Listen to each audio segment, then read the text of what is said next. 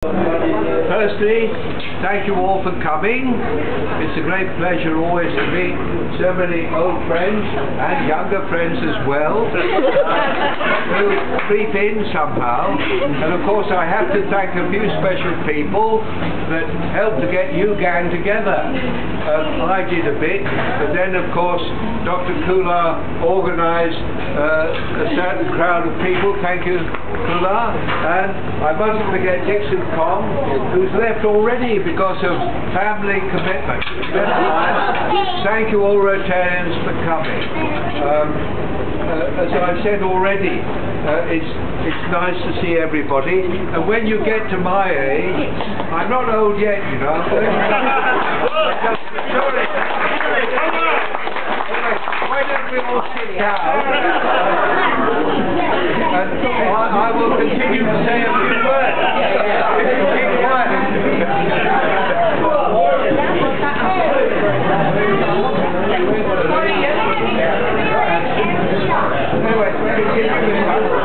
Whilst they're cutting the cake, I can keep you occupied, perhaps, with a few more words, but not too many.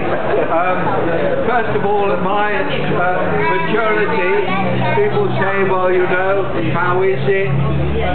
How is it you've made it so far? And I usually say, well, there's a certain element of luck. You have to be very lucky, and you have to have the right genes, and so forth and so on.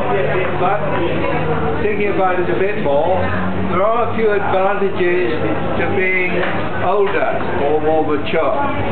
First of all, on crowded buses and trains, people sometimes offer you a seat. You look so tired and old, you see, so that's a good advantage. And if you live in UK, you get a free bus pass to travel on buses and trains. FOC. The most important thing is you don't have to work quite so hard. You've got more free time. Thank you very much. I promise to stop in a moment.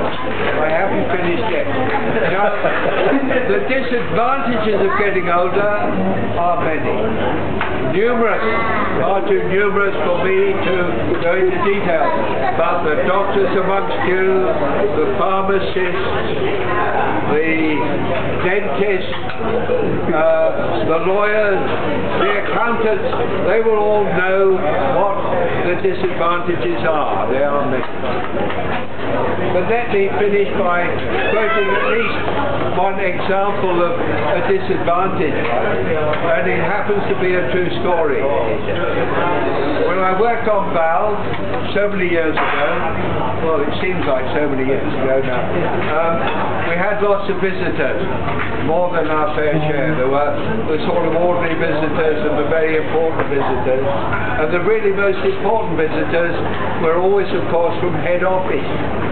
Why my head office? Because they decided how much salary I should be paid and the quantum of my bonus, which might depend on the impression I made on these guys. So we looked after these people very well, and we laid on various tours, and invariably a stay with the managing director in his house, and a party at the Table Club.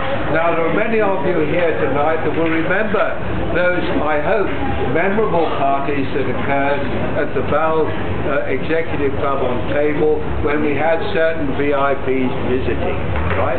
Now the permanent staff there was small in number, very efficient, it was a beautiful club, but we had to recruit extra people to help to serve drinks and so on. And usually they took the form of very young and attractive ladies, of course, from the workforce and the labour force.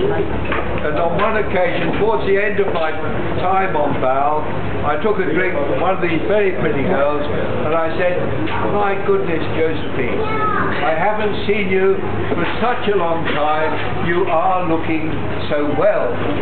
She gave me the drink with a beautiful smile, paused for a while and said, sir, you are referring to my mother. Thank you all.